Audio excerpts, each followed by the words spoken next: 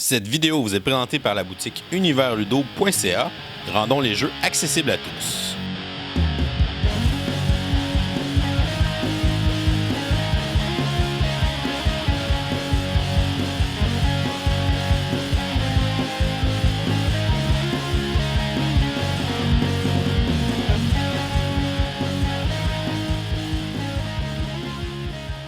Salut les gamers, bienvenue à Professeur Board Game, je m'appelle David. Aujourd'hui à Board Game 101, on regarde le jeu Root.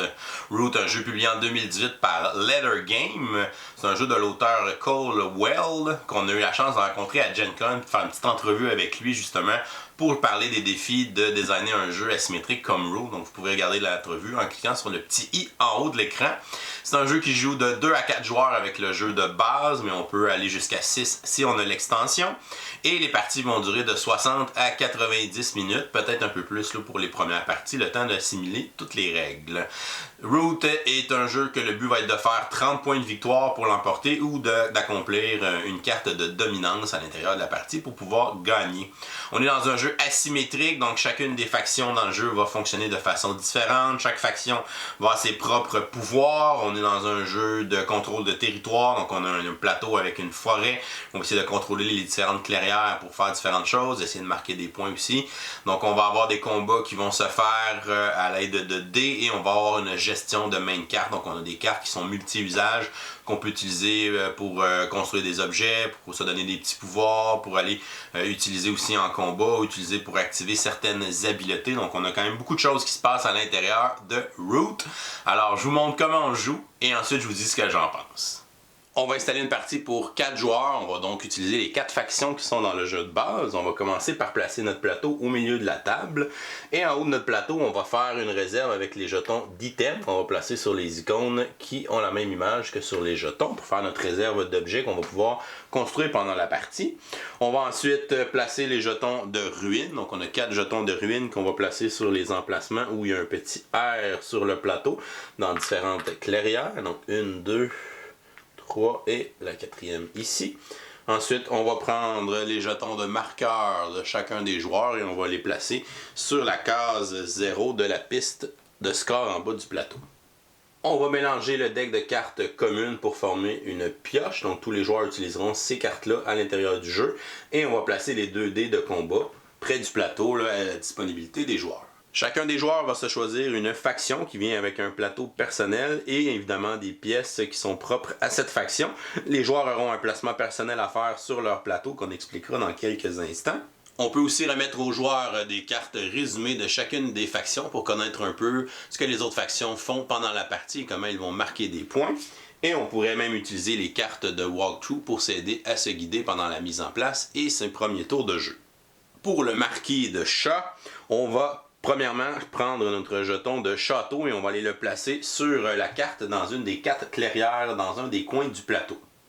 On va ensuite prendre 11 de nos jetons de guerrier, donc les petits chats ici en bois, et on va aller les placer sur le plateau, donc dans chacune des clairières, sauf la clairière qui est opposée à notre château. Ça veut dire que le chat commence avec quand même un contrôle sur beaucoup de territoires sur le plateau, donc on va avoir 11 territoires sous notre contrôle en commençant la partie. On va se faire une réserve avec les jetons de bois qu'on va pouvoir utiliser pendant la partie. Et ensuite, on va prendre un jeton de chacun des bâtiments, donc les moulins à scie, les forges et les recruteurs. Et on va aller les placer sur le plateau, dans les clairières qui sont adjacentes à notre château ou sur la clairière où il y a notre château. Et finalement, on va prendre les jetons restants de bâtiments et on va remplir les espaces sur notre plateau personnel. Maintenant, pour la dynastie des Eyrie, les oiseaux, on va prendre le plateau bleu. On va commencer par prendre 6 jetons de guerrier, donc petits oiseaux en bois, et un jeton de nid ici qu'on va aller placer dans la clairière où il n'y a pas de chat, donc la clairière opposée au château des chats, et ça va être la clairière où on va débuter la partie.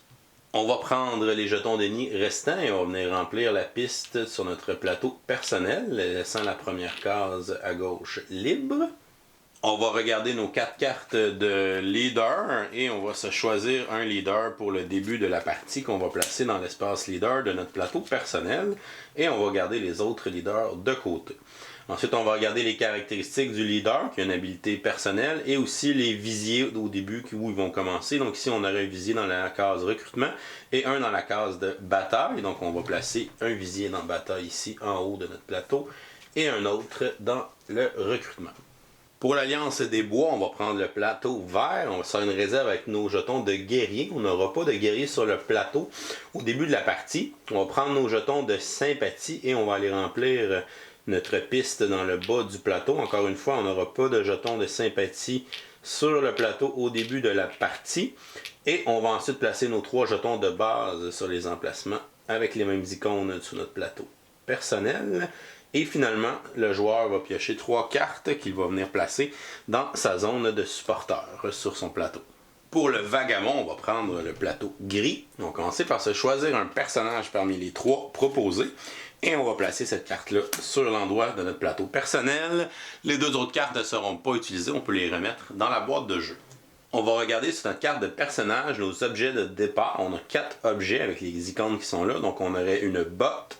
On va placer dans notre sac à dos, on aurait une torche, une épée et une théière. Et les autres objets de départ seront remis dans la boîte de jeu. On va prendre les 4 jetons d'item avec un R dessus et on va les placer chacun de ces 4 jetons-là de façon aléatoire sous les 4 jetons de ruine du plateau principal. On va prendre notre jeton de vagabond et on va le placer dans n'importe quelle forêt du plateau principal. On va mélanger notre deck de quêtes et on va révéler les 3 premières cartes face visible sur la table. On va placer les 3 marqueurs de relation dans la piste de relation du plateau dans la case indifférent au début de la partie. Pour terminer la mise en place, lorsque chacun des joueurs a terminé sa mise en place personnelle, chaque joueur va piocher 3 cartes du deck commun pour former leur main de départ et ce, peu importe leur faction. Une partie de Root se joue à tour de rôle. Les joueurs vont essayer de s'installer sur le plateau, de marquer des points de différentes façons selon leur faction. Et le premier joueur à obtenir 30 points de victoire sera le gagnant. On peut aussi gagner la partie à l'aide d'une des 4 cartes de dominance. Si on réussit à activer ces cartes et à faire l'objectif qui est décrit dessus, on peut aussi gagner la partie de cette façon. Même si Root est un jeu asymétrique, on a quelques règles communes à tous les joueurs. Donc on va commencer par vous expliquer les différents concepts généraux du jeu.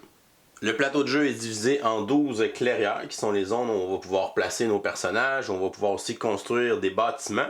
On va avoir des petits carrés blancs qui sont les endroits qu'on peut construire des bâtiments. Donc évidemment, lorsqu'il n'y a plus de carrés blancs disponibles dans une clairière, on ne peut plus construire d'autres bâtiments. On a les jetons de ruines qui pourront être explorés par le vagabond et lorsque ce sera fait, il pourra libérer un carré blanc et là les autres joueurs pourront utiliser cet emplacement pour construire un bâtiment. Chacune des clairières du plateau va être associée à un symbole d'animaux. Donc on a les clairières lapins, les clairières renards et les clairières souris. Et dans le jeu, on va avoir aussi les cartes qui vont se référer aux 3 mêmes symboles des clairières avec les animaux. Et plusieurs effets de jeu pendant la partie feront référence à ces symboles et au symbole de la clairière où on se trouve. On a aussi une 4e sorte de carte qui a l'icône des pattes d'oiseaux qui agiront comme des jokers qui pourront remplacer n'importe quel des 3 autres symboles. Un des concepts importants dans le jeu est le contrôle d'une clairière. Plusieurs effets de jeu pendant la partie demandent d'avoir le contrôle de la clairière pour effectuer différentes actions. Pour contrôler une clairière, il faut être le joueur qui a le plus d'influence dans cette clairière. Chaque jeton de guerrier va donner un point d'influence au joueur et chaque jeton de bâtiment, qui sont les jetons carrés, vont aussi donner un point d'influence. Donc ici, notre joueur qui joue le marquis de chat a 2 points d'influence dans cette clairière et comme il est seul présentement, il la contrôle. Par contre, si le joueur qui contrôle l'alliance des bois arrive avec 2 guerriers, donc il aurait 2 points d'influence contre 2 points d'influence, à ce moment-ci, aucun des joueurs n'est en contrôle de cette clairière et aucun des deux ne pourra activer des effets de jeu qui demandent d'avoir le contrôle de cette clairière. Et si notre joueur qui contrôle l'alliance réussit en un 3e guerrier, il aura 3 points d'influence contre 2, c'est alors le joueur qui joue l'alliance des bois qui contrôlera cette clairière. Pour effectuer une action de déplacement, le joueur va prendre des pièces sur une des clairières et va pouvoir les bouger vers les clairières adjacentes en suivant les sentiers dans la forêt. Pour faire une action de déplacement, le joueur doit avoir le contrôle de l'endroit où il veut partir son déplacement ou l'endroit où il veut finir son déplacement. Par exemple, si le joueur veut emmener des secours ici pour regagner le contrôle de cette clairière, il pourrait prendre cette unité ici, il a le contrôle comme il est le seul à avoir de l'influence ici, et il pourrait faire son déplacement pour emmener sa troupe ici pour essayer de monter son influence dans cette clairière. Si le joueur voulait abandonner cette clairière et retraiter ici en arrière, il ne pourrait pas présentement parce qu'il n'a pas le contrôle de la clairière où il part son mouvement et il n'a pas le contrôle non plus de la clairière où il veut aller, donc ce déplacement n'est pas possible. Par contre, il pourrait déplacer son jeton qui est ici, comme il a le contrôle, vers la clairière ici avec un déplacement. Les déplacements ne vont jamais initier de combat. Il faudra faire une action de combat pour initier un combat dans une clairière où on est avec un ou plusieurs adversaires. À ce moment-là, on va choisir l'adversaire de notre choix et on va s'engager en combat avec lui. Notre joueur, qui est l'oiseau, va venir initier un combat ici dans la clairière contre le joueur qui joue les chats. Le joueur qui joue les oiseaux sera donc l'attaquant et le joueur qui joue les chats sera le défenseur. Avant d'initier le combat, le joueur qui se fait attaquer peut jouer de sa main une carte d'embuscade qui correspond au symbole de la clairière dans laquelle le combat se trouve. Ici, on est dans une clairière souris, donc le joueur qui joue les chats pourrait jouer une carte d'embuscade avec le symbole de la clairière souris. Le joueur oiseau pourrait contrer l'embuscade en jouant une autre carte embuscade du même symbole ou une carte d'embuscade avec le symbole oiseau qui compte comme un joker. Ce qui n'est pas le cas présentement, donc l'embuscade va fonctionner et on va retirer 2 guerriers du joueur oiseau et on va pouvoir ensuite commencer le combat. Si l'embuscade avait tué tous les guerriers qui nous attaquaient, le combat sera tout simplement avorté. On va alors lancer les 2 dés 12 qui sont en fait des dés 4 qui sont numérotés de 0 à 3 pour savoir les nombres hits que chacun des deux côtés va effectuer. Le joueur qui a le plus haut chiffre sera l'attaquant et le joueur qui a le plus bas chiffre sera le défenseur. Donc ici on aurait 1 hit pour le défenseur et 3 hits pour l'attaquant. On va dire que j'aurais obtenu un 2 ici avec le défenseur pour vous expliquer un petit concept. Donc les coups vont se donner de façon simultanée. Donc on va donner 3 coups pour les oiseaux et on va donner 2 coups pour les chats. Par contre, le nombre de hits ne peut pas dépasser le nombre de guerriers qu'on a. Donc ici, même si je fais 3 hits avec mon dé, j'ai seulement 2 guerriers, je peux effectuer seulement 2 hits. Et ici, j'ai un chat, je ne peux pas effectuer 2 hits, je peux seulement en faire 1. Donc chacun des hits va tuer un guerrier. Donc ici, je vais tuer un oiseau parce que j'ai un hit avec mon chat. Et les oiseaux vont faire 2 hits, donc vont tuer le guerrier. Et ensuite, le deuxième hit va détruire le bâtiment qui est sur la case ici. À chaque fois qu'on détruit un bâtiment, on va marquer un point de victoire. Donc le joueur qui joue les oiseaux va avancer son jeton de point de victoire d'un point sur la piste. Il existe des effets de jeu qui vont donner des hits extra. Donc si je replace ici mon exemple avec mes jetons, et si j'avais lancé ici un 1 et un 1 ici, donc ici on va donner un hit de chaque côté, mais je pourrais avoir un effet de jeu qui donne par exemple au chat le pouvoir de faire un hit extra. Donc même s'il a un seul guerrier, il pourrait faire 2 hits, donc pourrait tuer les 2 oiseaux, et les oiseaux font un seul hit. Ils sont obligés de tuer le guerrier avant de tuer le bâtiment. S'il y avait plusieurs bâtiments aussi sur la même case et que le joueur s'en fait détruire un, c'est le joueur qui contrôle les bâtiments qui va décider lequel se fait détruire par l'attaque. Durant la phase de chacun des joueurs, les phases auront l'opportunité de faire des actions pour pouvoir construire des objets, des actions de craft. Les actions de craft vont se faire avec les cartes en main, donc on a plusieurs sortes de choses qu'on peut construire. La première étant des items, donc on va toujours se référer à la partie du bas des cartes pour voir ce qu'on peut construire. Ici, je pourrais construire une théière, la théière va me donner 2 points de victoire et ensuite, ça va aussi me donner un jeton de théière qui est un petit objet là, dans le haut du plateau qu'on a placé dans la réserve. Ces objets-là vont être placés sur notre plateau personnel une fois construit et le joueur qui joue le vagabond va pouvoir faire des actions pour venir chercher ces items-là puisque lui, il les utilise pour faire des actions ou se donner des pouvoirs. Chaque faction va utiliser des jetons différents pour faire ses actions de craft, mais on a toujours un prérequis qui est écrit ici avec des clairières qui sont associées à différents symboles. Donc pour construire la théière, il me faut un item de construction dans une clairière souris. Donc les chats, eux, vont avoir des workshops, donc des ateliers pour pouvoir fabriquer des objets. Donc si j'ai un workshop dans une clairière renard, j'ai un workshop ici dans une clairière souris, et j'en ai un autre dans une clairière souris, donc je pourrais utiliser un de mes 2 workshops ici dans la clairière souris pour pouvoir jouer cette carte-là et construire la théière. Le joueur qui joue l'alliance des bois, les petites souris vertes, lui, il va construire à l'aide de ses jetons de sympathie. Donc ici, il a un jeton de sympathie dans une clairière souris. Il pourrait donc lui aussi construire la carte de la théière s'il l'avait dans sa main. Pour les oiseaux, ils pourront construire à partir de leur nid, qui sont les petits jetons carrés bleus qu'ils placeront dans les clairières. Donc ici, j'ai un nid dans une clairière lapin, donc je ne pourrais pas construire cette carte-là, car je n'ai pas de nid présentement dans une clairière souris. Par contre, le joueur oiseau pourrait construire ici les bottes, qui demandent d'avoir un endroit de construction dans une clairière lapin, ce qui est le cas ici avec mon nid. Donc je pourrais construire les bottes et marquer un point de victoire et placer un jeton de bottes sur mon plateau de jeu. Et le vagabond, lui, va pouvoir fabriquer des objets selon la clairière où il est présentement avec son pion, en activant des petits jetons de marteau sur son plateau personnel en faisant son action de craft. Donc en activant un de mes marteaux, en étant dans une clairière lapin, je pourrais construire les bottes et il gagnerait directement cet objet pour pouvoir l'utiliser. On a aussi des cartes qui pourraient nous donner des effets persistants. Donc si je construis cette carte-là, je vais gagner le pouvoir qui est indiqué en bas. Pour le construire, par exemple, ici, ça me prend 2 objets de construction dans une clairière souris.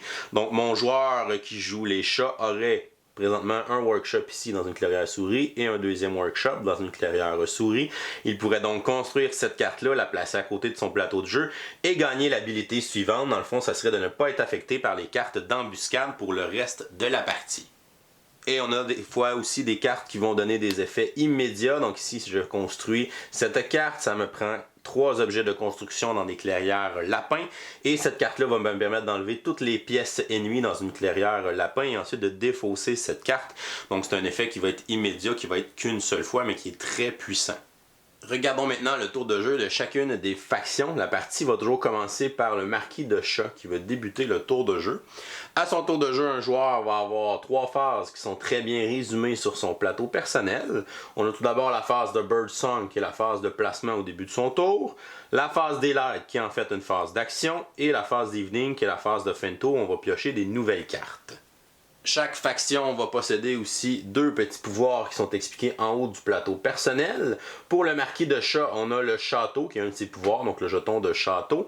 Dans cet emplacement-là, dans cette clairière-là, aucun joueur ne peut faire apparaître des jetons sur le plateau tant que le château est présent. Par contre, on pourrait se déplacer avec des troupes et éventuellement venir l'attaquer et le détruire. Si le château est détruit, on va tout simplement le retirer pour le reste de la partie. Et son deuxième pouvoir sont les hôpitaux de terrain. Donc si un guerrier dans le fond est tué sur une des clairières, le joueur peut défausser une carte qui correspond au symbole de la clairière et ce guerrier-là va revenir au château au lieu de revenir dans sa réserve personnelle.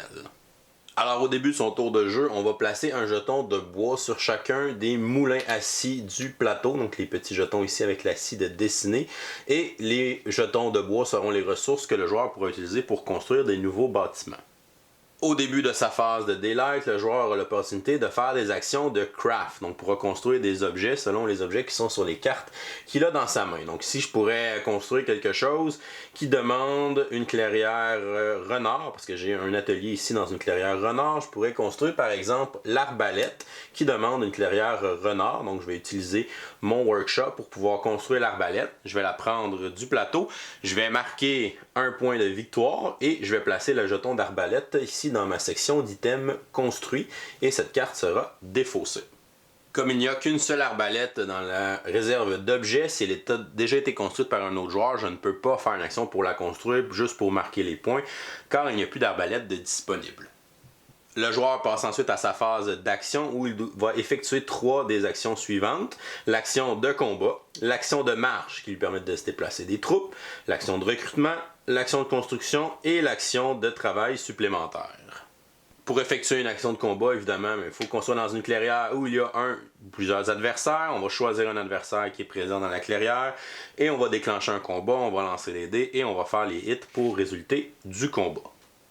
Pour l'action de marche, je vais pouvoir effectuer 2 déplacements avec mes troupes en respectant les règles de déplacement. Donc je pourrais apporter celui-là ici par exemple et celui-là ici si je veux renforcer cet endroit-là. Pour l'action de recrutement, donc l'action de recrutement, c'est la seule action qu'on est limité à faire une seule fois dans le tour de jeu. Toutes les autres actions, je peux les refaire plus qu'une fois. L'action de recrutement va me permettre de faire apparaître des troupes sur le plateau. Donc chacun de mes recruteurs, donc le petit bâtiment avec la main ici, on va aller placer un jeton de guerrier. Ensuite, on a l'action de construction qui me permet de construire des bâtiments, donc des moulins à scie supplémentaires, des forges pour faire du craft et des recruteurs. Le coût des bâtiments sera toujours indiqué en haut des colonnes. Donc ici, la première colonne va coûter 1 bois, 2 bois, 3 et 4 bois. Donc plus j'avance dans mes bâtiments, plus ils vont coûter cher. Il faut toujours partir de la gauche pour pouvoir construire des bâtiments. On peut utiliser le bois qui est sur les endroits évidemment qu'on contrôle et des endroits qui sont connectés à l'endroit où on veut construire. Donc là, si je construis ici, ben, je peux simplement utiliser le bois qui est ici. Faut construire dans une clairière qu'on est en contrôle. Donc ici, c'est moi qui ai le plus d'influence dans cette clairière-là. Je pourrais décider de construire un autre moulin à scie. Donc ça va me coûter un bois. Je vais venir le placer dans son emplacement. Je vais utiliser mon bois, donc je vais le remettre dans ma réserve. Et on voit que j'ai révélé un plus 1 point de victoire, donc ça va me donner un point de victoire. On va avancer notre jeton sur la piste de score. Si un bâtiment est détruit dans un combat, à ce moment-là, on va le replacer sur l'endroit le plus à gauche de notre plateau et on va devoir reconstruire des petits bâtiments qui donnent peu de points parce que plus on s'éloigne, ben là, plus on va marquer des points de victoire. La dernière action est le travail supplémentaire, donc je vais pouvoir forcer un de mes moulins à scie à produire une autre ressource de bois. Pour le faire, il faut jouer une carte de ma main qui correspond au symbole de la clairière où j'ai un moulin à scie. Donc ici, mes deux moulins à scie sont dans une clairière souris, il faudrait que j'ai une carte souris à défausser pour pouvoir faire l'action de travail supplémentaire et faire générer une ressource de bois à un des moulins à scie. Lorsque le joueur a terminé ses 3 actions dans sa phase de daylight, il peut, s'il le veut, dépenser des cartes qui ont une icône d'oiseau pour effectuer des actions supplémentaires. Donc je pourrais sacrifier cette carte-là et faire une 4e action dans mon tour de jeu, mais je peux quand même pas faire plus qu'une action de recrutement par tour. Lorsque la phase d'action est terminée, on passe à la phase de soir. À ce moment-là, le joueur va piocher une carte de la pioche pour ajouter dans sa main. Et si on a des symboles de pioche qui sont découverts sur notre plateau personnel, des symboles qui ressemblent à ça ici, on va piocher des cartes supplémentaires. Par contre, si on arrive en haut de 5 cartes, on va devoir défausser des cartes et se garder maximum 5 cartes à la fin de notre tour. On passe ensuite aux joueurs qui jouent la dynastie des Eyrie, donc les oiseaux avec le plateau bleu, qui eux aussi vont avoir des pouvoirs de faction, donc ils sont les seigneurs de la forêt, c'est-à-dire qu'ils gagnent les égalités pour le contrôle des clairières. Lorsqu'il y a une égalité avec le nombre d'influences dans une clairière, ce sont eux qui vont être en contrôle. Par contre, ils ont un dédain pour le crafting, alors à chaque fois qu'on va construire un objet, on va seulement marquer un point de victoire, même si l'objet nous donnerait 2 ou 3 points de victoire. Au début de leur tour de jeu, dans leur Bird Song, si jamais le joueur n'a aucune carte en main, il va piocher la première carte de la pioche pour la placer dans sa main. Ce qui n'est pas le cas présentement parce que j'ai une main de 3 cartes. Les joueurs qui contrôlent la dynastie des Eyrie vont faire de la programmation avec les actions qui sont dans le haut de leur plateau en plaçant des cartes à chacun des tours. On va avoir des cartes dans l'action de recrutement, l'action de déplacement, de combat ou de construction là, pour pouvoir construire nos nids sur le plateau.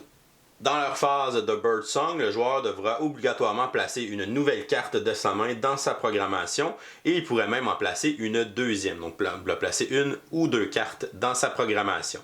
Les cartes placées dans les actions qu'on va programmer vont rester d'un tour à un autre, donc il faut bien planifier où on va placer quelle carte.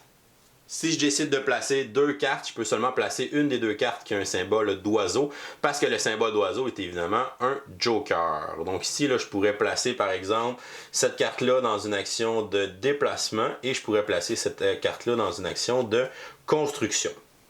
Ensuite, lorsqu'on a placé nos cartes dans notre décret, si jamais on n'a aucun nid sur le plateau, là, que tous nos nids ont été détruits, qui sont tous sur notre plateau central, on va pouvoir placer le premier nid avec 3 guerriers sur la clairière où il y a le moins de pièces de jeu présentement sur le plateau. On passe ensuite à la phase de Daylight. La première phase va être la phase de crafting. Donc si le joueur veut, il peut crafter des cartes de sa main avec ses nids. Donc ici, je pourrais crafter quelque chose qui me prendrait une clairière lapin, ce qui n'est pas le cas avec les cartes que j'ai dans mes mains présentement. Maintenant, on doit aller résoudre le décret de nos actions qui sont programmées en ordre de gauche à droite. Donc, je dois commencer par les actions de recrutement, ensuite faire les actions de déplacement, les actions de combat et les actions de construction. Si jamais il y a une des actions qu'on n'est pas capable d'exécuter parce qu'on n'a pas les pièces au bon endroit sur le plateau, à ce moment-là, notre gouvernement va tomber en tourmente et ça va mettre fin à notre phase d'action et notre leader va changer. Mais ça, on va revenir tout à l'heure. On commence donc par l'action de recrutement. Ici, j'ai un leader qui a un pouvoir spécial qui affecte le recrutement, c'est qu'on va recruter 2 guerriers à la fois au lieu d'un à chaque action de recrutement. J'ai une carte dans le recrutement, donc je dois faire une action de recrutement et je dois la faire à un endroit associé au symbole de la carte qui est là présentement. Comme c'est une carte d'oiseau, je peux la faire dans n'importe quelle clairière, peu importe son symbole. Il faut que ce soit un endroit où on a un nid, évidemment. Donc, je pourrais faire l'action de recrutement ici. Comme j'ai un nid, donc je vais recruter 2 guerriers de ma réserve que je vais placer dans cette clairière. On passe ensuite à l'action de déplacement. Il faut que je me déplace d'une clairière que ce symbole-là, donc encore une fois, c'est une griffe d'oiseau, donc je peux me déplacer de n'importe quelle clairière où je vais avoir des unités et je vais avoir le contrôle. Donc je pourrais décider d'envoyer, je sais pas, 4 guerriers ici et faire un déplacement vers la clairière renard qui est juste à côté. Ensuite, on a une action de combat à faire, encore une fois, dans une clairière qui correspond à ce symbole-là. C'est le symbole d'oiseau, donc je peux me battre dans n'importe quelle clairière où il va y avoir des adversaires. Donc, je vais effectuer mon combat ici. On va lancer les 2 dés, donc le défenseur a 0, l'attaquant a 2 hits. Donc, le chat va se faire détruire, il va retourner dans la réserve de son joueur. Finalement, on va avoir l'action de construction. Ici, j'ai mis une carte renard, donc je dois construire un nid dans un emplacement renard que je contrôle. Donc, je vais prendre le nid le plus à gauche de mon plateau et je vais venir le construire ici dans la clairière renard. Il est à noter qu'on ne peut pas construire plusieurs nids dans la même clairière, donc je devrais au prochain tour trouver une autre clairière renard, celle-là par ici, pour essayer de construire un nid pour pouvoir effectuer mon action de construction dans une clairière renard. Si je réussis à effectuer toutes les actions de mon décret, je vais passer à ma phase de soir où on va commencer par scorer les points de victoire sur mon plateau, sur l'endroit où j'ai construit mon dernier nid. Donc ici, ce serait 1 point de victoire. Donc je vais avancer sur la piste de points de victoire. Ensuite, on va piocher des cartes. Donc je vais piocher une carte plus une carte par symbole de pioche. Donc ici, quand je vais construire un autre nid, je vais avoir un symbole de pioche qui va me permettre de piocher plus de cartes à la fin de mon tour. Et si j'ai plus que 5 cartes, encore une fois, je vais défausser pour me descendre à 5 cartes dans ma main. Plus les tours vont avancer, plus le joueur va aller placer des cartes dans son décret. Et à un moment donné, il va arriver pour exécuter son décret et il va bloquer un endroit. Par exemple, ici, si je peux pas faire un combat dans une clairière souris parce que j'ai aucun endroit et que j'ai des adversaires pour me battre avec eux dans une clairière souris, à ce moment-là, je ne peux pas effectuer cette action. Et mon tour, ma phase d'action, en fait, va s'immobiliser. Je vais aller en tourmente. Qu'est-ce qui se passe quand on arrive en tourmente? Premièrement, on va compter le nombre de cartes oiseaux qu'on a à l'intérieur de notre décret. J'en ai 1, 2, 3, 4. Donc, je vais perdre 4 points. Donc, ici, je retournerai à 0 point de victoire. Ensuite, on va enlever toutes les cartes qui sont dans le décret et on va changer de leader. Donc on change de gouvernement ici dans la dynastie des Erie. Donc mon leader va tomber en disgrâce. Je vais le défausser face cachée et je vais prendre un autre des 3 leaders disponibles. Donc je pourrais prendre ce leader là ici présentement et je vais regarder ses caractéristiques. Donc lui, il a ses visiers dans le déplacement et dans la bataille. Donc je vais replacer mes visiers, un dans le déplacement ici et un dans la bataille. Et après ça, je vais passer à ma phase de nuit. Donc je pourrais pas terminer les actions que je n'avais pas pu faire à ce moment-là. Et au tour suivant, mais là, je vais pouvoir commencer à reprogrammer des nouvelles cartes et à fonctionner avec ce nouveau leader. Si jamais je passe tous les leaders pendant la partie, ben là, je vais pouvoir retourner les leaders et recommencer avec un leader que j'ai déjà utilisé au cours de la partie. Le troisième joueur à jouer sera le joueur qui contrôle l'Alliance des Bois, le plateau vert, qui possède aussi 2 pouvoirs uniques à cette faction. Le premier pouvoir est la guerre de guérilla, qui lui permet, lorsqu'il va combattre et être le défenseur, d'avoir le dé le plus haut, et l'attaquant va prendre le dé le plus bas lorsqu'on va combattre l'Alliance des Bois.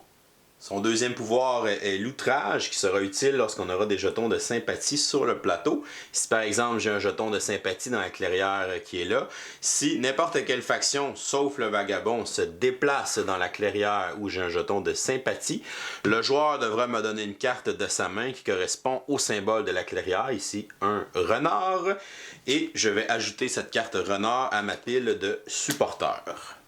L'outrage s'appliquera aussi si un joueur détruit un de nos jetons de sympathie. Ce jeton retournera sur notre plateau, sur l'endroit le plus à gauche.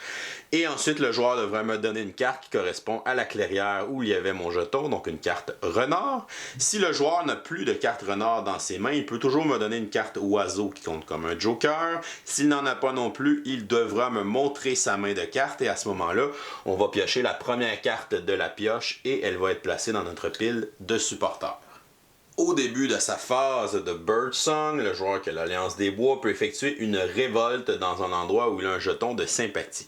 Au début de la partie, évidemment, il n'a aucun jeton sur le plateau, il ne pourra pas utiliser la révolte. Par contre, si j'avais déjà placé des jetons de sympathie dans un tour précédemment, si on n'était pas au premier tour, là, je pourrais effectuer une révolte.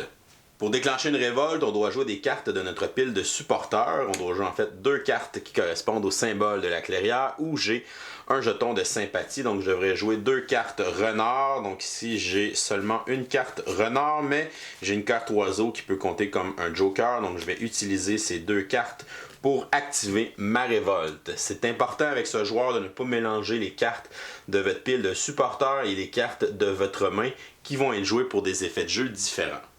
En déclenchant ma révolte, je vais enlever toutes les pièces adverses de cette clairière, donc tous les guerriers ici de mes 2 adversaires. Je vais enlever le bâtiment ici du joueur orange. Quand je détruis un bâtiment, je marque un point de victoire. On va avancer sur la piste de score. Ensuite, on va installer la base qui correspond au symbole de la clairière. Donc la base renard sera installée ici dans un des emplacements de construction. On va ensuite placer un nombre de guerriers qui équivalent au nombre de clairières renard où on a de l'influence, où on a en fait un jeton de sympathie. Donc c'est la seule. Je vais donc placer un seul guerrier et on va aussi se placer un jeton de guerrier dans la boîte d'officier de notre plateau personnel. Quand le joueur a terminé de déclencher des révoltes, il passe à la prochaine phase de son Birdsong qui est de faire de la sympathie parmi les habitants de la forêt. Pour faire de la sympathie, on va dépenser des cartes de notre pile de supporters pour aller placer des jetons de sympathie sur le plateau dans les différentes clairières. Une clairière ne peut pas avoir plus d'un jeton de sympathie, donc je devrais donc essayer d'en placer dans les clairières qui sont adjacentes si possible à un endroit où j'ai déjà un jeton de sympathie. Le coût pour un jeton de sympathie est écrit en haut, donc les 3 premiers jetons ont seulement un coût d'1 supporter, les 3 prochains de 2 supporters et les 3 derniers 3 supporters. Je pourrais donc regarder ce que j'ai dans ma pile de supporters. J'ai 2 cartes lapin et une carte souris. Donc je pourrais prendre une de mes cartes lapin, la jouer pour aller placer un jeton de sympathie dans la clairière lapin qui est ici. Mais comme il y a 3 guerriers et plus d'un joueur, ça va me coûter un 2e supporter. Donc je devrais jouer ma 2e carte lapin pour pouvoir placer mon jeton de sympathie dans cette clairière.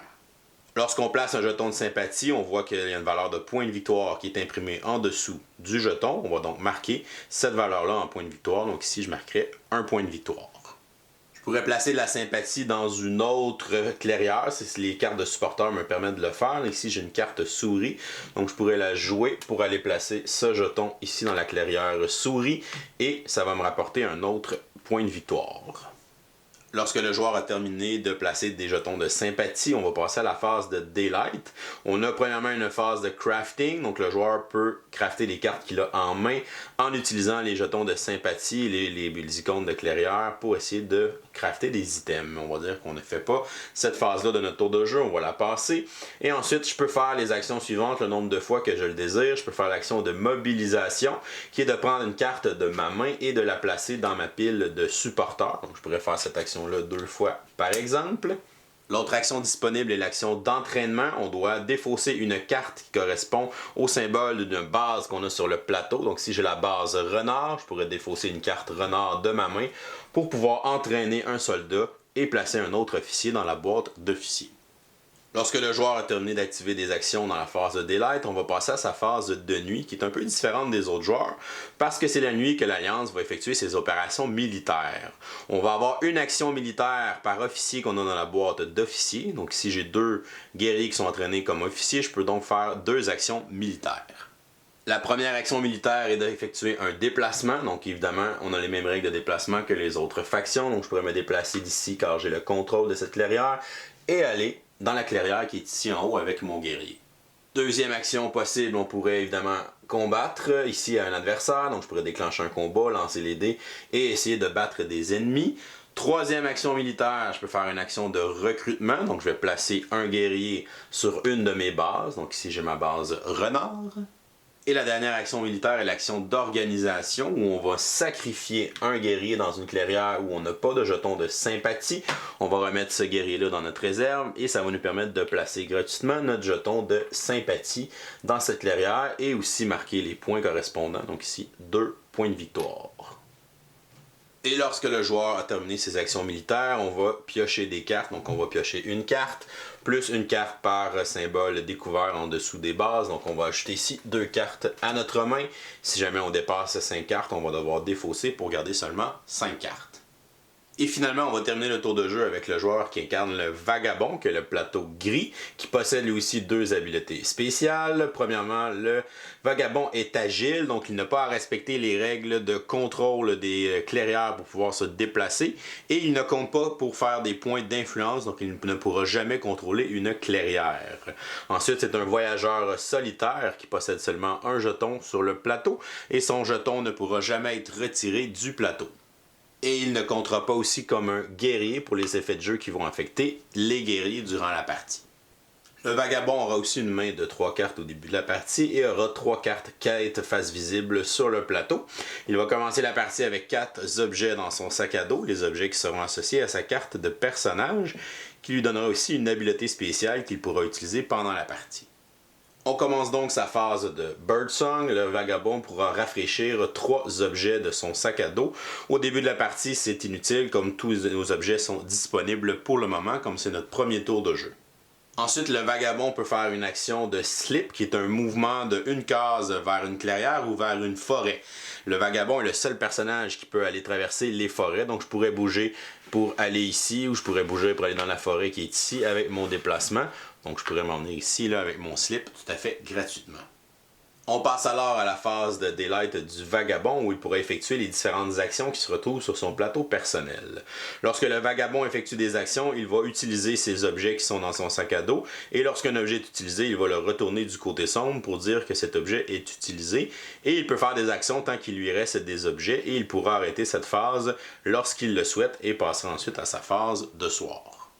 La première action qu'il peut effectuer est une action de déplacement qui lui coûtera une botte. Donc on va retourner une botte de côté. Je peux me déplacer d'une clairière à une autre en suivant les chemins.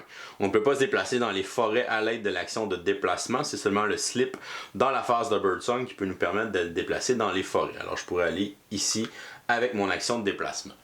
Ensuite, on peut effectuer une action de combat. Donc, si j'active une de mes épées, je peux actionner une action de combat contre un adversaire dans la clairière où je me trouve.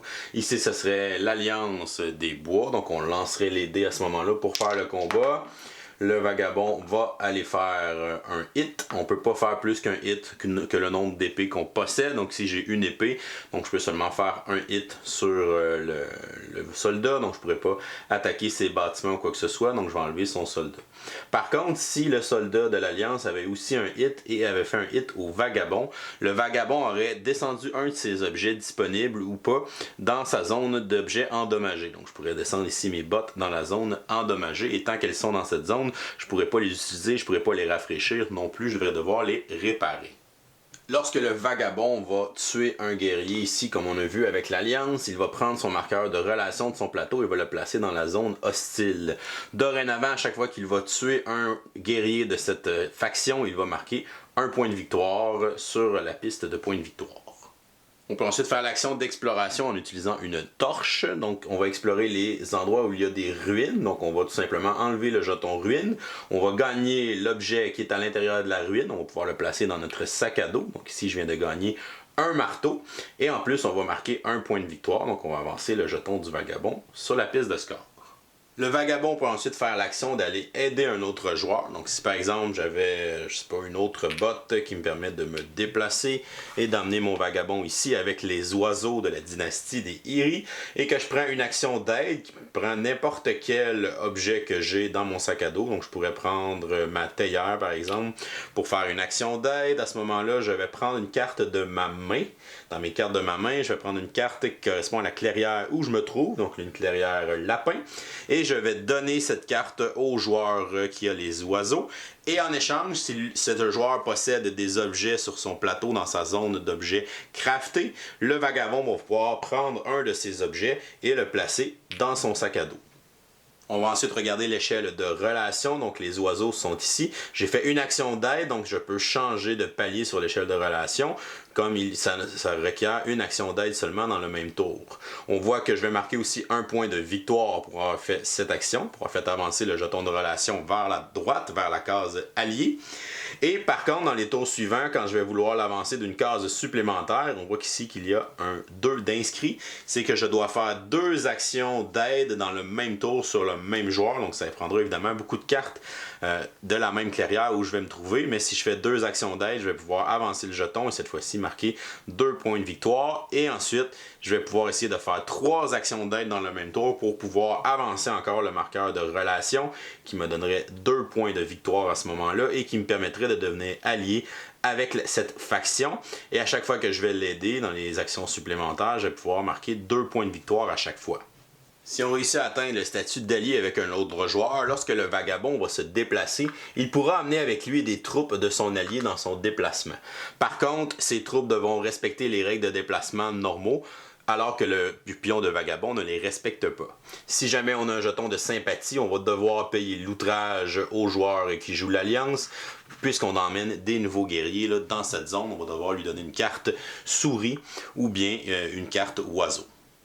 Et lorsqu'on va effectuer un combat contre un autre joueur, le vagabond va pouvoir utiliser les guerriers comme des jetons à lui et il va pouvoir prendre les blessures à la place de ses alliés aussi, sinon ses alliés n'aimeront pas beaucoup ça. Si pendant un combat avec notre allié, on met tous les hits sur les guerriers de notre allié à la place des mettre sur nous, à ce moment-là, l'alliance sera brisée et le jeton d'allié ira automatiquement dans la case hostile et ce sera maintenant notre ennemi. Le vagabond peut ensuite essayer de faire des quêtes, donc il a des quêtes qui sont visibles sur la table. Les quêtes vont être associées évidemment au symbole des clairières. Donc on a des quêtes renard, des quêtes lapin et des quêtes souris. Notre vagabond est présentement dans une clairière souris, donc il pourrait activer sa quête souris en utilisant les 2 objets demandés par la quête. Donc cette quête-là, si j'avais mon épée et ma torche qui est encore disponible, je pourrais les retourner de l'autre côté pour faire cette quête. Et ensuite, elle va me donner une récompense qui est soit de piocher 2 cartes du paquet de cartes communes, ou bien de faire 1 point de victoire par quête de cette couleur-là que j'ai complétée. Comme ce serait ma première quête orange de compléter, à ce moment-là, ça va me donner 1 point de victoire. On va alors piocher une nouvelle quête du paquet pour la remplacer. Et dans un tour suivant, si je réussis à faire cette autre quête-là et de prendre les points, ben ça sera ma deuxième quête orange à ce moment-là de compléter. Elle pourrait me donner 2 points de victoire. Ça peut devenir assez payant de faire toujours des quêtes de la même couleur. On a aussi l'arbalète que si j'utilise peut faire une action d'attaque à distance et je vais pouvoir éliminer automatiquement un guerrier d'un de mes ennemis dans la même clairière où je suis. Donc je pourrais tuer ce guerrier-là et comme c'est un de mes ennemis, mais ça va me rapporter 1 point de victoire. La dernière action est l'action de réparation ou l'action de craft qui se fait avec les marteaux. Premièrement, on peut réparer un objet. Donc ici, je pourrais réparer ma paire de bottes en utilisant mon marteau. Je pourrais réparer mes bottes et les replacer face visible dans mon sac à dos. Pour faire l'action de craft, je pourrais utiliser mon marteau pour essayer de construire une des cartes présentes ici là, dans ma main. En fait, je pourrais construire seulement celle-là parce que je n'ai qu'un seul marteau, donc je ne pourrais pas faire celle-là qui demande 2 symboles, 2 outils pour le faire. Donc si j'étais dans une zone lapin, je pourrais utiliser mon marteau pour pouvoir construire cet objet-là. Donc je construirais une paire de bottes qu'on va aller chercher dans la réserve d'objets dans le haut du plateau. Et je vais l'ajouter à mon sac à dos tout simplement, tout en marquant 1 point de victoire. Et ensuite on va défausser cette carte. Certains objets de mon sac à dos comme les sacs, les sous et les théières ont aussi des pistes spéciales où on peut les envoyer pour avoir des effets passifs. On peut seulement les placer dans les pistes quand les jetons sont évidemment retournés face visible. Donc je pourrais placer le sou ici, le sac là et ma théière là pour augmenter les différentes capacités dans mes autres phases de jeu.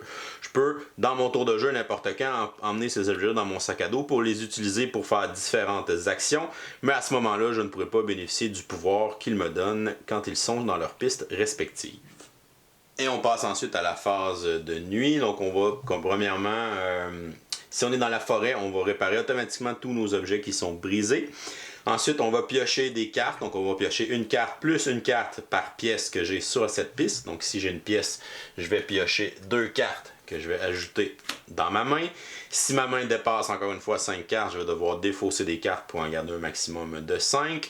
Et ensuite, je vais regarder combien j'ai d'objets dans mon sac à dos, comprenant mes objets qui ne sont pas brisés et mes objets brisés. Et je ne peux pas garder plus de 6 objets, plus 2 par petit sac que j'ai sur cette piste. Donc ici, je pourrais avoir un maximum de 8 objets dans mon sac à dos. Donc j'en ai 2, 4, j'en ai 7. Donc, j'ai pas besoin de défausser d'objets. Si je dépassais ma limite de 8 présentement, ben, je devrais défausser des objets et les retourner dans la boîte de jeu. Au début de mon prochain tour, dans mon Birdsong, je vais pouvoir rafraîchir 3 objets plus 2 par théière que j'ai dans cette piste. Donc je pourrais rafraîchir 5 objets. Donc je pourrais rafraîchir mes 5 objets ici qui étaient utilisés. Mais si j'avais eu mes 2 bottes aussi d'utiliser, donc je vais devoir choisir lesquels des 5 objets que je veux rafraîchir et que je vais pouvoir réutiliser dans mon tour. Donc je pourrais réutiliser une botte, 2 bottes, ma torche, mon épée et mon marteau, mais les autres objets vont rester déjà utilisés et je ne pourrai pas les réutiliser dans mon prochain tour de jeu. Mon personnage a aussi un pouvoir que si j'utilise ma torche et je suis dans la même case qu'un autre joueur, je peux lui voler une carte de sa main. Les joueurs vont ici alterner des tours de jeu en essayant de marquer le plus de points de victoire possible pour se rendre à 30 points. Le premier joueur à atteindre un plateau de 30 points de victoire l'emportera automatiquement. Par contre, les joueurs pourront opter pour une autre sorte de victoire pendant la partie où on a 4 cartes spéciales de dominance qui sont à l'intérieur du paquet de cartes communes. Donc on en a une de chaque sorte, une carte souris, une carte renard, une carte lapin et une carte oiseau. Ces cartes-là sont spéciales, vont changer complètement notre condition de victoire. Si jamais pendant la partie on veut activer une carte de dominance, on doit avoir atteint au moins le seuil des 10 points de victoire, donc je ne peux pas activer ces cartes-là au début de la partie, ce qui peut être bon pour un joueur qui prend quand même un certain retard sur les joueurs qui sont en avance pour décider de se rabattre sur les cartes de dominance. Pendant la partie, si les joueurs jouent des cartes de dominance seulement pour le symbole, pour peu importe la raison pendant la partie, ces cartes-là ne seront pas placées dans la défausse, mais seront placées à côté du plateau à la vue de tous les joueurs. Dans son tour de jeu, un joueur peut gratuitement aller chercher cette carte de dominance qui est placée à côté du plateau en défaussant une carte de la même catégorie. Donc si je défaussais une carte lapin de ma main, je pourrais prendre cette carte de dominance et la mettre dans ma main. Ensuite, à son tour de jeu, le joueur pourrait activer sa carte de dominance qu'il est allé chercher ou une carte de dominance qu'il a dans ses mains. Lorsqu'il va activer sa carte de dominance, on va retirer son jeton ici de point de victoire de la piste. Donc, il ne pourra plus gagner de cette façon, mais devra se rabattre sur sa condition de victoire de sa carte de dominance. Une fois joué, une carte de dominance ne peut pas être enlevée ou remplacée par une autre carte de dominance. Donc, le joueur doit accomplir cette condition de victoire pour gagner la partie. Cette carte de dominance dit que le joueur va gagner la partie s'il contrôle 3 clairières lapins au début de son tour de jeu. Donc ce joueur va essayer d'aller contrôler les différentes clairières lapins et de les garder. Et s'il réussit à les garder au début de son tour, va gagner automatiquement la partie avec sa carte de dominance. Si le vagabond décide d'activer une carte de dominance, comme il ne peut pas contrôler les clairières, à ce moment-là, il va former une coalition avec le joueur qui a le moins de points de victoire. Donc, mon vagabond va enlever son jeton de points de victoire de la piste, ne pourra plus gagner par les points, mais deviendra une alliance ici avec l'alliance des bois. Donc, si le joueur vert réussit à gagner avec l'aide du vagabond, ils gagneront la partie ensemble en tant que coalition. Et voilà, c'est comme ça qu'on joue à Root. Je vous reviens avec mon opinion personnelle. Qu'est-ce que je pense de Root? Wow! Quel jeu, mes amis! Wow!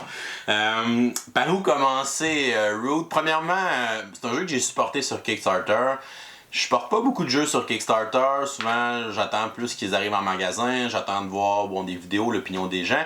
Mais quand j'ai vu ce jeu-là, j'ai tout de suite eu le goût d'embarquer dans cet univers-là, d'aller supporter le projet, puis j'avais vraiment hâte que ce jeu-là arrive. C'était évidemment dans mes jeux les plus attendus du Gen Con.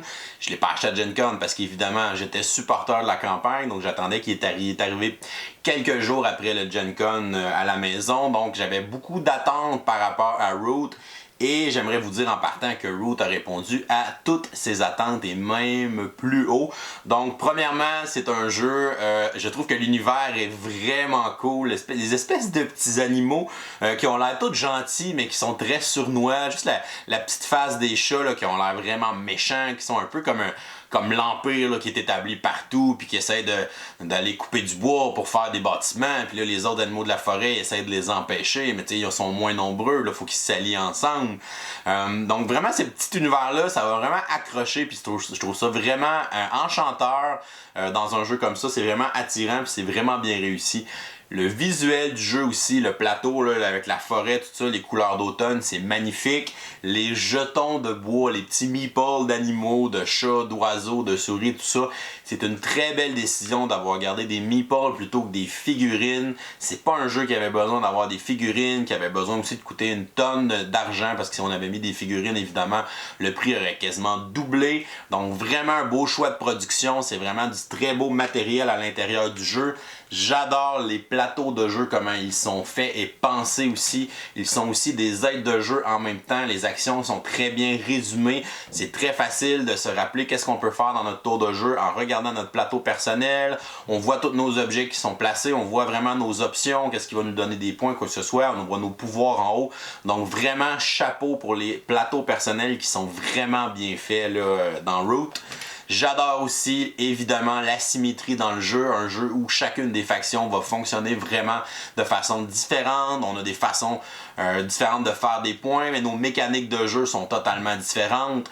Quand on joue, par exemple, les chats, la marquis de chat, on va avoir une espèce de partie où on va faire un engine building, on va devoir s'étendre, gérer des ressources, générer du bois, dépenser ce bois-là pour faire des bâtiments, essayer de protéger ces zones-là où on construit des trucs. Donc on a vraiment un aspect très économique à l'intérieur du jeu. Les gens qui aiment la gestion de ressources, ben, c'est le genre de faction que vous allez triper à jouer. Les oiseaux, la dynastie de Eerie, eux, c'est vraiment une partie de programmation successive. Donc, plus on programme de cartes, mais là, plus on a d'options, plus on fait d'actions. Mais par contre, il faut que je fasse 100% de mes actions. Sinon, ben, ça va être la tourmente. Je vais perdre mon leader, je vais perdre des points. Il faut que je recommence mon décret. Donc, ça va me ralentir. Donc, ça aussi, c'est vraiment une partie qui est totalement différente. Donc, vraiment cool à jouer. L'Alliance des Bois, une espèce de guérilla où on est nulle part au début, puis là on va s'installer un petit peu partout, puis là c'est comme si on explose à différents endroits, on fait des révoltes, là, on apparaît un peu partout sur le plateau, on commence à faire nos affaires. Fait que ça aussi c'est vraiment une stratégie qui est totalement différente quand on va jouer cette faction-là. Le vagabond, on se promène dans le bois, on va aller donner des cartes aux autres, on essaie de faire des alliances. Je peux décider d'attaquer un joueur parce que ça va être mon ennemi, puis je vais me faire des points en l'attaquant. Je vais faire mes petites quêtes, je vais faire mes petites affaires, je vais essayer de faire des alliances avec les autres pour qu'ils me crèvent des bons items, pour que je devienne meilleur. Donc vraiment aussi, lui, des belles interactions, sa mécanique d'objets, c'est vraiment intéressant aussi. Ça lui donne quand même une belle versatilité. Donc chaque faction, j'ai joué chacune des factions à date une fois, donc j'ai joué 4 parties, une partie avec chaque faction. Puis j'ai vraiment trippé à jouer chacune d'entre elles et j'ai surtout le goût de rejouer avec chacune d'entre elles pour continuer à approfondir, à essayer de découvrir aussi tout ça. Ces 4 factions-là asymétriques, ce que j'aime particulièrement, c'est qu'on a réussi à mettre des règles qui sont relativement simples. Il y a beaucoup de règles, on se le cachera pas, parce qu'évidemment c'est un jeu asymétrique, chacune des factions fonctionne différemment, mais chacune des règles est simple, chacune des actions est simple, le système de combat est simple, c'est le même pour tout le monde, le système de déplacement c'est le même pour tout le monde va piocher des cartes dans le même paquet, des cartes un peu à multi-usage, je peux les utiliser pour la catégorie, je peux essayer de me crafter un objet, je peux me crafter un petit pouvoir, donc ça aussi ça donne une belle versatilité, c'est vraiment intelligent de la manière qu'on construit le jeu avec des concepts communs au centre du jeu et après ça ils ont bâti les différentes factions qui sont asymétriques autour de ça. Ce qui est vraiment trippant dans Root, là, honnêtement, là, c'est l'interaction entre les joueurs et c'est facile de comprendre les autres factions, ce qu'ils sont en train de faire, ce qu'ils doivent faire. Au début, le premier tour, les 2 premiers tours de jeu, on apprend sa faction, on apprend ses affaires, on s'installe tranquillement. Après ça, ça va bien, ça roule, on peut commencer à regarder ce que les autres font puis comprendre un peu ce que leurs factions font. Puis après une partie, c'est assez pour comprendre ce que toutes les factions ont comme fonctionnement, puis on serait capable de se lancer dans une autre faction. Fait que ça, c'est vraiment une force de faire un jeu qui a l'air très très complexe comme ça, un jeu asymétrique, vraiment différent, mais d'avoir beaucoup de règles qui sont quand même communes au milieu, mais qu'on réussit à avoir cette originalité-là ou cette asymétrie-là. C'est vraiment fantastique ce qu'ils ont fait. Là. Je peux pas imaginer le playtesting qui a été fait sur ce jeu-là, puis comment c'est vraiment balancé. Pour vrai, chacune de mes parties a fini vraiment serrée. Ça a fini par quelques points. Il y a 1 ou 2 autres joueurs qui auraient pu gagner la partie si ça avait roulé un peu plus en leur faveur, ou s'ils avaient fait telle action au lieu de telle action, ou s'ils avaient nuit à ce joueur-là un petit peu plus pendant la partie. Donc c'est vraiment serré les parties. Puis ce qui est le fun, c'est que dans la plupart des parties, en fait, il y a tout un joueur que lui, bon, il traînait un peu de la patte dans les points, Mais lui, c'est pas grave, il s'est concentré sur une carte de dominance. Il s'est rendu compte qu'il y avait quand même presque une dizaine de points en retard, mais il s'est dit, je les rattraperai pas. Donc, je vais y aller avec la carte de dominance. Mais là, quand un joueur part une carte de dominance, il peut gagner assez rapidement s'il est bien installé déjà sur ces territoires-là. S'il avait cette carte-là au début de la partie, puis qu'il s'est préparé en conséquence, puis quand il arrive à 10 points, paf, il l'active. Mais là, on est comme, ok, ben là, si on l'attaque pas, ou si on y nuit pas, il va gagner. Mais en même temps, si je passe mon temps à l'attaquer, ben là, c'est pas l'affaire qui est la plus payante d'aller tuer des guerriers, ça donne pas de points, c'est vraiment juste les bâtiments qui vont donner des points. Fait que c'est vraiment wow de faire aussi, ok, tu peux être en retard dans le jeu-là, mais il y a une façon que tu peux revenir dans la partie qui est vraiment très intelligente puis très le fun aussi. Ma première partie, un joueur, si le joueur gagnait pas avec les points, le joueur qui était après avait réussi sa carte de dominance puis il gagnait. Donc c'était vraiment possible pour lui de revenir dans la partie alors qu'il était tombé en retard avec les points. Donc c'est vraiment les 4 parties que j'ai jouées, les 4 factions que j'ai jouées, ça a été vraiment 4 expériences de jeu vraiment extraordinaires. Le jeu va demander une belle rejouabilité aussi parce que, bon, juste moi j'ai le goût de rejouer chacune des factions, fait que je vais quand même rejouer plusieurs parties pour essayer d'explorer ces factions-là. On a aussi une extension, pour ceux qui l'ont kickstarté, l'extension venait avec, sinon elle va être disponible aussi en magasin. Donc l'extension rajoute 2 nouvelles factions, donc on a les espèces de reptiles qui sont un culte, on a les espèces des marchands qui sont des castors là, qui vont avoir une espèce de marché avec tout le monde, je sais pas trop comment ils fonctionnent, je les ai pas essayés encore. On a un deuxième vagabond, donc on pourrait avoir 2 vagabonds dans la même partie. On peut alléger jusqu'à 6 joueurs maximum avec l'extension au lieu du 4 du jeu de base avec les 4 factions que je vous ai montré. On a un plateau qui est réversible, donc le plateau de l'autre côté, on a une carte de l'hiver. Et l'hiver, comme qu'il y a de la neige, évidemment, ben, les clairières sont pas les mêmes partout. Donc dans le fait, c'est un placement aléatoire des clairières, des symboles des clairières. Au lieu d'être imprimés sur le plateau, ce sont des jetons qu'on va placer de façon aléatoire. Donc il pourrait avoir 2-3 clairières du même symbole dans le même coin, ce qui peut faire un endroit très propice à faire une victoire par dominance, ou ce qui peut être très pratique pour l'oiseau pour effectuer ses différentes actions s'il se concentre dans ces symboles-là. Fait que ça ajoute une autre couche encore une fois, ça va changer la stratégie, on va devoir s'adapter à ce qu'il va y avoir dans notre plateau. Fait que c'est encore des nouvelles options à explorer avec Root. Je pense qu'on n'aura pas fini de jouer à ce jeu-là, tellement il y a des façons de rejouer puis d'avoir des expériences qui sont différentes. Pour les côtés négatif du jeu, c'est quoi les côtés négatifs que j'ai trouvé? J'en ai pas trouvé tant que ça après tout ce que je viens de dire, mais il y en a quelques-uns en fait. Le premier c'est qu'il est juste en anglais présentement, mais heureusement on vient de faire l'annonce chez Matago qu'on allait traduire Root, donc il va y avoir une version française dans la prochaine année, j'imagine, qui devrait arriver sur le marché. Fait que ça c'est une très bonne nouvelle pour ceux qui vont attendre la version française, parce qu'on a quand même beaucoup de texte sur les plateaux, les actions et tout ça. Donc si vous n'êtes pas à l'aise en anglais, ben, je vous conseille d'attendre la version française. Ensuite, c'est un jeu qui repose beaucoup sur l'interaction, donc évidemment si on joue à moins de joueurs, il va y avoir moins de factions en jeu, mais il va y avoir moins de belles interactions, puis je trouve que ça va être des expériences un peu moins enrichissantes. Donc c'est sûr qu'à 4, selon moi, c'est un jeu qui est optimal. Donc pour avoir les 4 factions en jeu, le jeu était vraiment conçu comme ça. Donc essayez d'avoir 4 joueurs pour en tirer le maximum. À 3, je pense que ça ne perdra pas tant de saveur que ça, parce qu'on va avoir seulement le vagabond qui sera absent. C'est peut-être lui qui a le moins d'impact, mais en fait lui il a de l'impact un peu sur tout le monde, fait que, ben, il enlève quand même quelque chose d'intéressant. C'est dur à visualiser. En fait, j'ai tout joué mes parties à 4 joueurs avec toutes les factions en jeu, fait que c'est un petit peu dur à projeter de quoi ça a l'air juste à 2 avec juste les chats, les oiseaux qui se rentrent dedans. C'est peut-être plus de la grosse confrontation, il y a moins d'alliances possibles ou de bargain avec les autres joueurs. Donc ça va perdre d'après moi certains éléments. Ensuite, l'extension peut vous amener à jouer à 6 joueurs, ce qui je pense n'est pas nécessairement une bonne idée. C'est un jeu évidemment que il y a quand même un certain downtime entre nos tours de jeu. À 4 joueurs, pour vrai, une fois qu'on a joué 2 tours de jeu, tout le monde joue quand même assez vite. Fait que ça finit quand même par revenir assez vite à nous autres, puis on perd pas trop le fil. Mais j'ai peur qu'à 6, ça devienne justement un peu trop long avant que ça revienne à nous autres, puis que la partie s'éternise un peu pour rien. Donc même si vous jouez avec l'extension, je vous suggère de jouer maximum à 4 joueurs.